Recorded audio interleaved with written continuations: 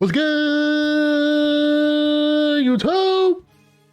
What's good, y'all? I'm coming back with y'all with another video talking about Xiao, man. In my last video, if y'all saw my last video, if not, go check it out. But I was talking about the new badges that's coming up and the new 5 stars mostly. Y'all just talked about the new 5 stars pretty much. And Xiao's gonna be one of those characters. He comes out tomorrow, actually, after the update's done. This could be a very interesting update because we're supposed to begin a new area and everything like that. I'll probably put a video out on the actual banners themselves because they are mid. At best, they're mid. But let's get back into Xiao. So in that video, I did have some words that I had said to Xiao or said about Xiao that probably weren't they weren't the nicest words. Is well, I want to put some respect on his name. Where it's deserved. I'm not gonna give him any more respect than he deserves because let's just go into it. So Xiao, in the beginning of the game, Xiao was the best main DPS character in the game because he was one of the only ones. He beat out Diluc and Klee in damage, and his performance was very, very high in that time, in the beginning of the game. Another thing is that Xiao's character, his story is very great. I think he has one of the best stories in the game out of all the characters in the game. There's not many characters in this entire game or at all that can match his story because the element of his story is so good. He's a demon slayer. He's not Tanjiro, but he's a demon slayer. He's a Yaksha. He, quells all evil, but not at the same rate that he used to. So going into what's the problems with Xiao, and the reason why I had him ranked lower or not as high in my ranking videos, I did rank all the 5 stars. If you haven't seen that, go check that out as well. But I did rank all the 5 stars, and Xiao was not that high on the list due to him just feeling outdated at this point.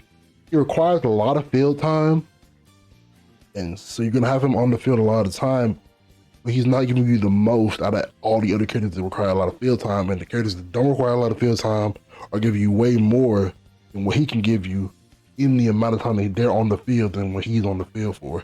His damage is still decent. He does a decent amount of damage, especially if you have Farzan on C6. He's just going to be able to help him a lot. He does good damage, but it's not enough to make his field time worth it anymore.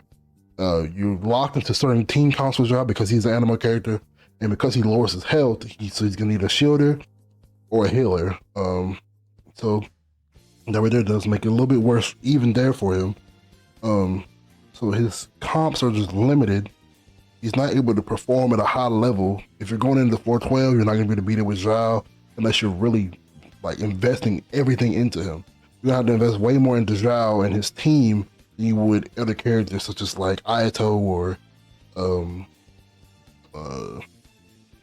maybe even I hate them when he comes up because I hate them does come out with Xiao, Titanari, other characters that take field time, but not as much as Xiao does. Even Hu Tao, who takes it to a lot of field time as well. He can be doing way more damage than him because he's a power character.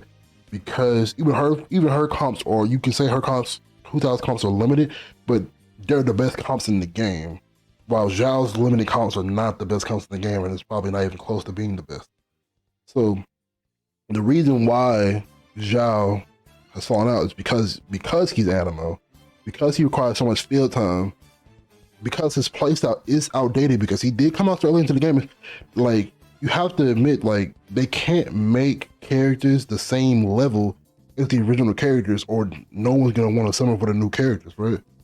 So power creep is a thing, which means he was just power crept out of the game. So a direct comparison of Xiao is you can just compare him straight to the Wanderer. The Wanderer's playstyle is more fluent. He doesn't require as much field time as Xiao. He does have a higher field time requirement. Kind of. You can still rotate your characters and get all your little elemental skills and elemental bursts out. With Xiao, you can't really do that as much because you're gonna need to, pretty much use him most of the time. He's gonna have most of your field time. Wanderer is not. Wanderer's team comps are, you can use a different array of team comps with Wanderer because of the way he plays, because you don't have to have him on the field at all times, because his burst is better than Xiao's, and he does Xiao's damage without using his burst.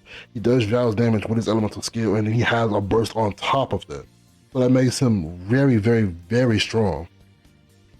And at this point, I wouldn't recommend using Xiao over the Wanderer in any situation because it just wouldn't make sense. They do the exact same thing, but the Wanderer is literally just a better version of Xiao. So I don't have any hate for Xiao. I don't want to, saying like I'm hating on him. That's just how the game works. I don't have any bias towards any character. Yeah, I mean, I'm a Hu Tao main, but that's because Hu Tao's like literally the best character in the game, and her design is good as well. But yeah, if you like this video, like, comment, subscribe, and I'm